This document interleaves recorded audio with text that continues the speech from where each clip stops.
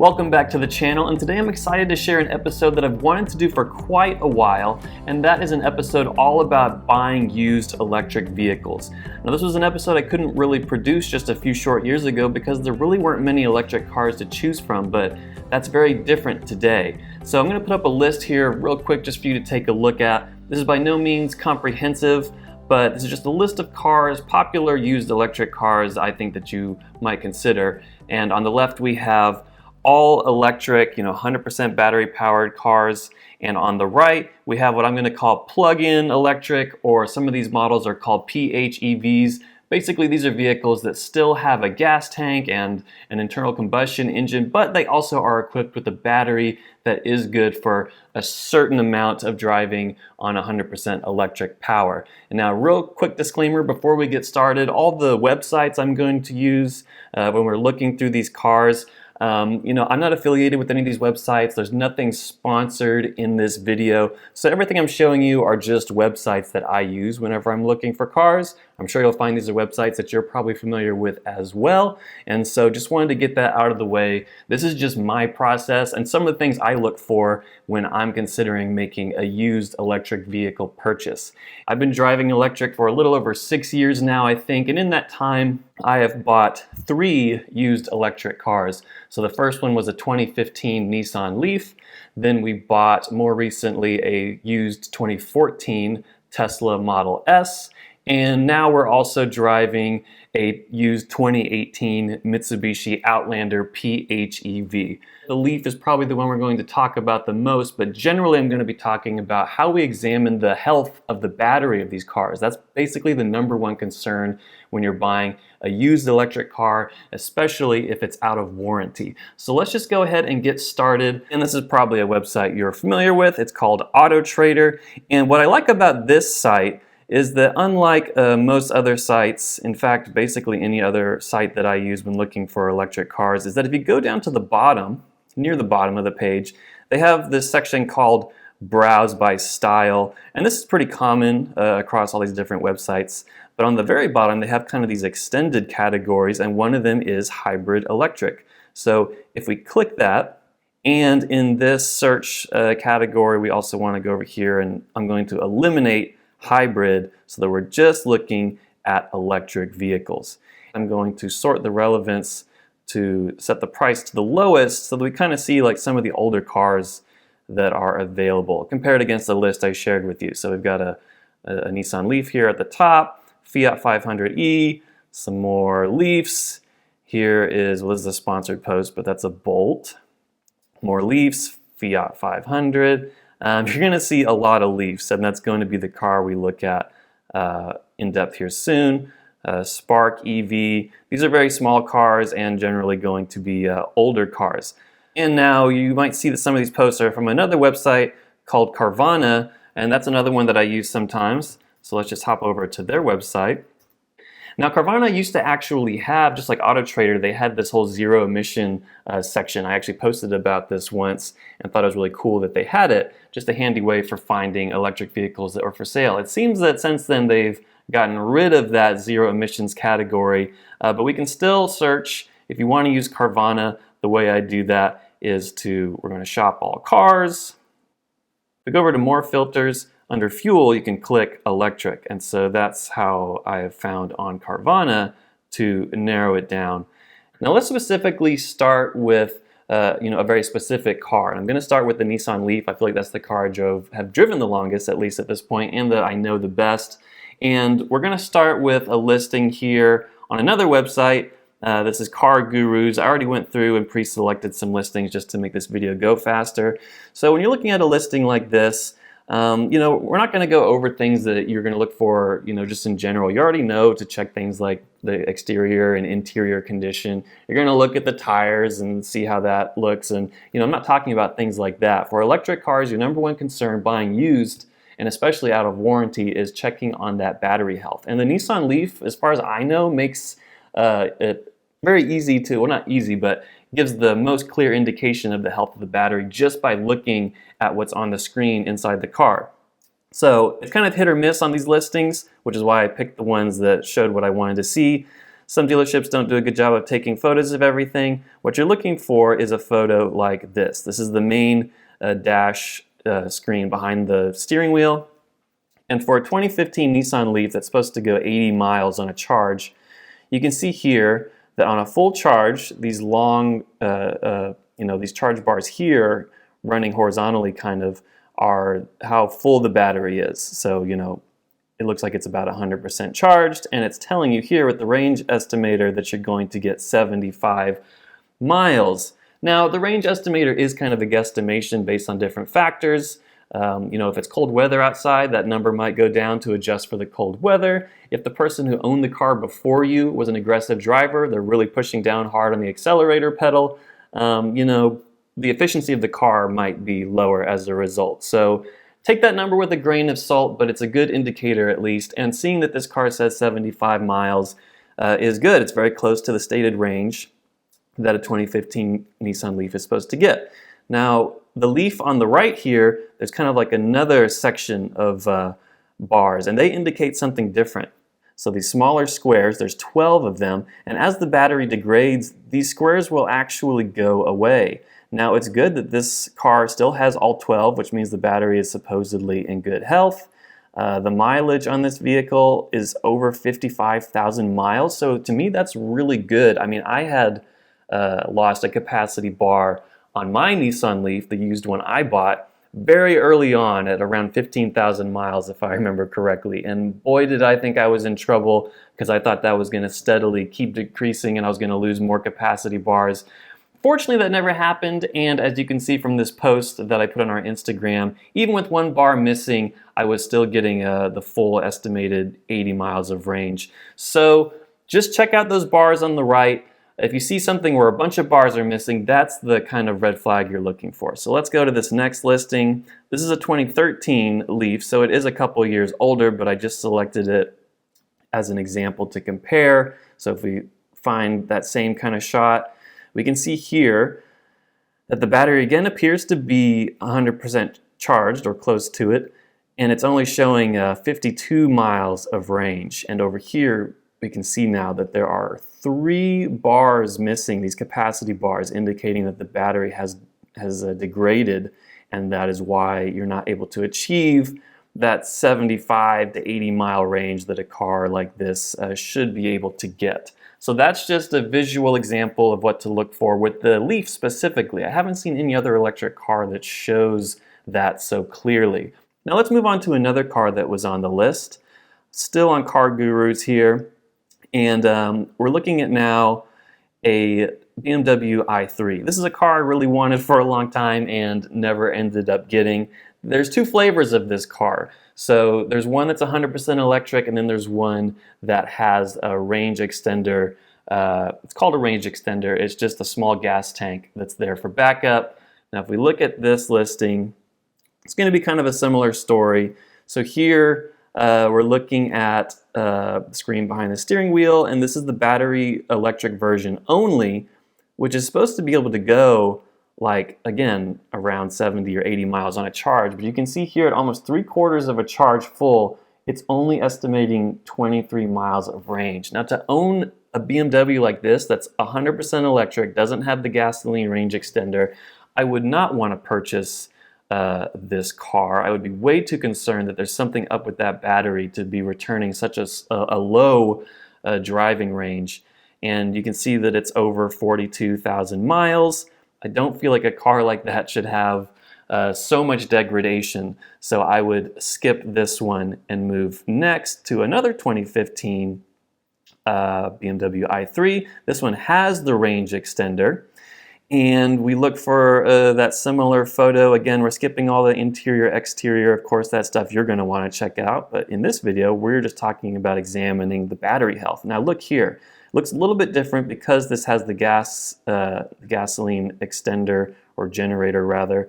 But look at this. The battery, almost 100% full, is returning 64 miles of range. Now, that's very close to what I think is the EPA stated range of about 70 miles. Something to note with the range extended version of the i3 is that because it has to make room for that gas generator, I think the battery pack is actually a little bit smaller, so the one with the range extender can only drive about 70 miles on battery power, and then the one that's 100% electric can go a little further, more like 80. So this one at 64 miles is, pretty much right on point for how much range it's supposed to have, and I would feel much more confident buying this car. But something else that you're going to want to look for, main thing we're talking about in this episode is examining battery health. But certain cars on the list, including the BMW i3, have fast charge ports. So electric cars can charge at different speeds from level 1 to 3. And if you want to be doing more long distance travel, you might be interested in having what's called, at least on this car, a DC fast charge port. So sometimes called DCFC. And there's not a good picture of it on this website, so I'm going to skip ahead to this other website. We're going to come back to this website later, but just to illustrate what the DCFC port looks like, it's these two prongs down here. So at the top, this is what every car has, and then this extended region down here is what enables the fast charging. And for certain other makes, like Mitsubishi and Nissan, they have fast charge ports as well, but they're called something different. They're called CHAdeMO, which is a weird word to look at and also kind of weird to say. It's less common, but that's what my Nissan Leaf had, and that's also what our Mitsubishi Outlander has. So again, examine the photos or the car in person if having level 3 fast charging is a feature that you really want. Now, we've looked at two cars specifically that are kind of similar. They're all hatchbacks, but they're also very low range. So let's jump up real quick to a car that is much higher range. And this is the Chevrolet Bolt EV, another car I thought I would drive at some point and still have never owned. These 2017 year models are, becoming really affordable. So here's one that is, under $14,000. And what we're going to look for here to examine the battery, similar to the i3, we're just going to look at the stated range. And this is what we're going to do with a lot of the cars that were on the list that I showed you. So when you're looking at this one, all right, you say, okay, I see these numbers over here. What does it mean? Well, the Bolt EV, this year model, was supposed to be able to go 238 miles on a full charge. And we can see here that it's a little bit beyond 3/4 full. Now, there's 3 different range indicators here because it kind of tells you what your max could be, like under the most efficient conditions, and then your minimum if you were just driving super fast with the AC on and everything. We'll just go off this average number. So let's say at 3/4 full, it's able to go about 130 miles.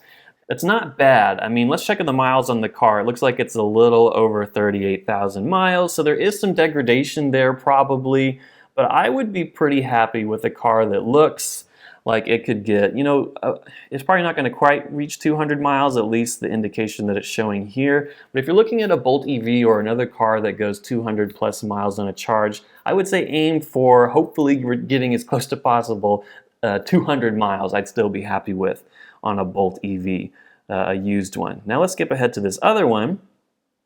Also a 2017, a little more expensive. But when we look at its indication here, look at the difference. It's not that, well, it's less mileage, 30,000 miles, and it's showing that at, 66 miles for not even quite a half a charge. So let's say we could even get to like 80 miles at halfway full, double that to a full charge, and we're only returning 160 miles of driving range. I personally would pass on a Bolt like this unless it was just like an amazing deal financially, or if that driving range could work for you. But to me, that is evidence of some battery degradation possibly that you don't want to mess with when buying a used electric car. All right, so I'm going to go back to this website that I used earlier. I was just using this image to illustrate the DC fast charger available on some of these vehicles. But the website here is called Current Automotive. Again, no sponsorship going on here and no affiliation beyond the fact that this is the website that I bought my Tesla from. So here we can see just real quick at the top, they do sell some other electric vehicles. They are plug-in electric exclusive, but mainly Teslas. So we got the Fiat 500e, the Volkswagen e-Golf, a couple of them, i3, and then we get into Teslas. So what I like about this dealership, and maybe there's some others that are like this, but this is the only one I know of, they're just really good at showing every image you would want to see of these cars because they know them so well. Now with Teslas, you're looking for some different things besides just battery degradation. In fact, Teslas historically don't have much battery degradation, even on older cars like this one that we're about to look at. So with Teslas, especially these older ones, the Model S and I guess the Model X probably, but in my experience, looking and shopping for S's is you want to check that the door handles are extending and retracting properly. They're known to break sometimes. Going back to the images here, once you get to seeing the screen, you want to make sure that this big center screen doesn't have any yellow spots on it, either along the border or on just touch points on the screen like mine does. So those are some things you're going to look for, and a dealership like this does a really good job of showing you, like even here they're showing like what the latest version the software is running on. So I appreciate that they give a lot of detailed information. Oh, and real quick, just looking at this mention of premium connectivity. When you're buying an older Tesla, something else you might want to look for is that the supercharging for life, free supercharging, and that the data connectivity for life are enabled. If you buy from a dealership like this, chances are that those have been left untouched and will be active for the life of the car. So in the case of our 2014 Model S, we get free supercharging and free 3G data connectivity for the life of the car. If you buy it used from Tesla, what I've heard and read is that Tesla is very likely to disable those features when they resell them to another person. So that's something to look out for if you're wanting to take advantage of the free supercharging and the free data that was offered in the early years of Tesla. So going through these pictures again, I'm trying to see where they will show us the actual range of the vehicle. And so here we're seeing an image of it. This is on the big center screen. So let's see, this is I'm not sure what size the battery pack is, so it looks like it's a P85. P just means performance, 85 is the size of the battery pack. If we go further down, these guys know all the details about these cars. So they're saying that it was originally EPA rated for 265 miles of range, and if we kind of look up here and see that, maybe it's at about 80% of a charge and is returning, almost 230 miles, I would say it's likely that on 100% full charge, we are going to be close, probably not at 265. To use my car as an example, when I first got it from this company, it was showing 258 miles on a full charge. So very little degradation to worry about with Teslas usually, but this is just the way that you would examine it in the car. We've got some more helpful images. And some of these older Teslas have the sunroof, newer ones do not. And unlike the cars we were talking about earlier, you don't have to check for the fast charge port versus just the standard level 1 and level 2. With Tesla, it's all one charge port and it can do everything. It can do the slowest level 1 charge and it can go as fast as the superchargers that they have installed along highways and stuff. So that's not something you have to look for with the Tesla. We go here to the trunk space, make sure all the charging equipment is included. Every electric car, not just Tesla, should come with what's called an EVSE cable. That's how you charge the vehicle. So no matter what electric vehicle you're buying, that should always be included. I've never heard of someone being sold an electric car without one, but make sure that you leave the dealership with a way to charge your vehicle when you get home. Well, let's say we're looking for a used Tesla Model S. I'm going to use a different website here. So this is cars.com. It's already got the search history, and I'm going to set the price to lowest over here. And if I was looking for a car, I'm seeing a couple places from Houston. I mean, this top one was from Houston as well, I think. So with a website like Cars, they usually list the dealership at the bottom. So at that point, I just kind of go to the dealership directly. And here we go. We have several options just from this one dealer. And so that's how I would have looked up a used Tesla Model S specifically. But again, there is now a huge range of prices of used electric cars and just a nice variety of electric cars to choose from. Again, some that are 100% electric, others that are just kind of plug-ins or PHEVs that still have a gas tank. Pick the one that works best for you, but hopefully using some of the tactics I showed today, you have a better idea of examining the health of the battery of the car first and foremost, and also things like having a fast charge port if you think you need to take the car further distances than a single charge will allow and you want it to recharge quickly. Thank you so much again for watching today's episode, and I will see you on the next one.